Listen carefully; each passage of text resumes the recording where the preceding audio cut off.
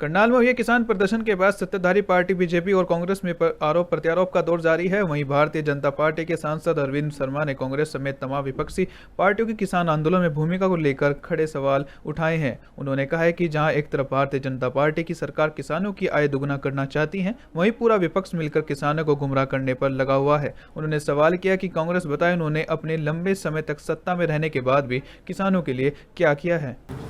छत्तीस बरादरी के आशीर्वाद से मैं चौथी बार सांसद हूँ और मैं कांग्रेस में भी रहा हूँ। आपने देखा 55 साल के करीब, उससे भी ज़्यादा कांग्रेस ने राज किया, अलायंस में भी राज किया। और ये मेरी पार्लियामेंट में मैं कई दफ़ा इस बात पर चर्चा में मैं हिस्सा भी लिया, मैं बोला भी, मैंने टाइम लेकर के भी।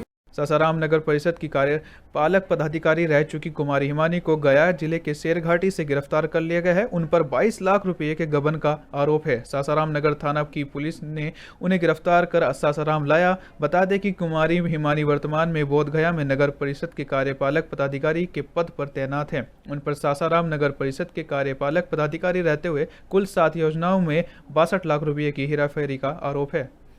नगर परिषद के विभिन्न वार्डों में पैसे की गबन का मामला दर्ज कराया गया था, जिसमें बिना कार्य कराए लगभग 55 लाख रुपए की निकासी की गई थी। इस संबंध में जिला स्तर से टीम बनाया गया था, जिसके द्वारा जांच किया गया था, जिसके जांच रिपोर्ट में गड़बड़ी पाई गई थी, जिसके आधार पर प्राथमिकी दर्ज की गई थी। इस संबंध में सासाराम टाउन थाना कांड संख्या 503/20 तथा 156/21 दर्ज किया गया था।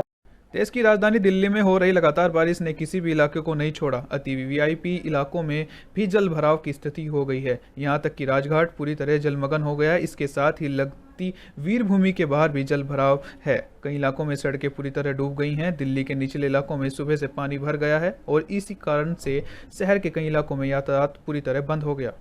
पड़ोसी देश नेपाल में बादल फटने से जिले में बढ़ा जल सैलाब का खतरा। जिलाधिकारी ने जिले में इमरजेंसी अलर्ट जारी किया है। दरअसल पड़ोसी देश नेपाल में बीते दिन सोमवार को बादल फटने से जल सैलाब का खतरा अब लखीमपुर में भी बढ़ गया है। जब उत्तराखंड के बनसबा बैराज से लाखों क्यूसेक पानी लखीमपुर खीरी के लिए रिलीज किया गया, वहीं जिले की मुख्य नदियों में जिनमें घाघरा और शारदा नदियों का जलस्तर इतना बढ़ गया है कि नदियां अब उफान पर बह रही हैं। बादल फटने की घटनाएं हुई हैं, जिसके कारण से हमको बाढ़ का अलर्ट प्राप्त हुआ है और इसके लिए हमने जनपद में सभी प्रभावित जो हमारे क्षेत्र हैं, जो नीचे इलाके हैं, सबको अलर्ट करके सूचित किया है कि वो लोग सुरक्षित स्थानों पर रहें। पानी आज की डेट में हमारे शारदा बैराज से 1,70,000 क्यूसिक पानी गुजर रहा है। वह घाघरा से 1,88,000 क्यूसिक पानी गुजर रहा है। इस पानी में जो उत्तराखंड से आने के कारण, बनवासा के कारण करीब 1.5 से 2 फीट पानी बढ़ने की संभावना है। सभी गांवों में मुनादी कराई जा रही है।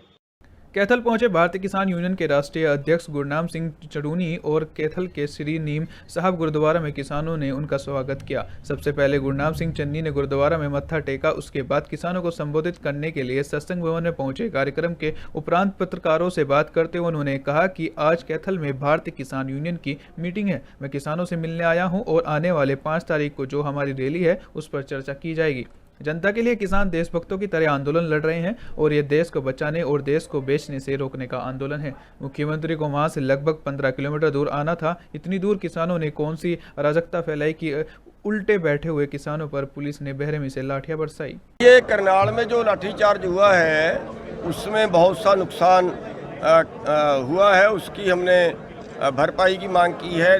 जो घायल हुए हैं करनाल के लाठीचार्ज में, उन घायलों को 2 लाख रुपए मुआवजा, जो किसान शहीद हुआ है उसको 25 लाख रुपए मुआवजा और परिवार के एक मेंबर को नौकरी उसका बेटा है, और जो गाड़ियां तोड़ी हैं उनका मुआवजा, और जो अधिकारी जिन्होंने गलत ऑर्डर दिया है और जिन्होंने सिरों में लठ मारे हैं, क्योंकि लाठीचार्ज में टांगों पे डंडे मारने का कानून है, उसके ऊपर डंडे मारने का कोई कानून हमारे देश का नहीं है।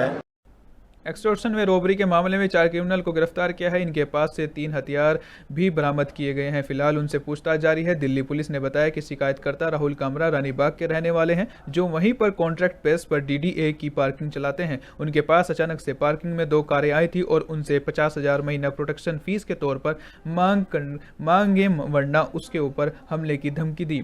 कार में आए शख्स ने खुद को राहुल नकाटा बताया।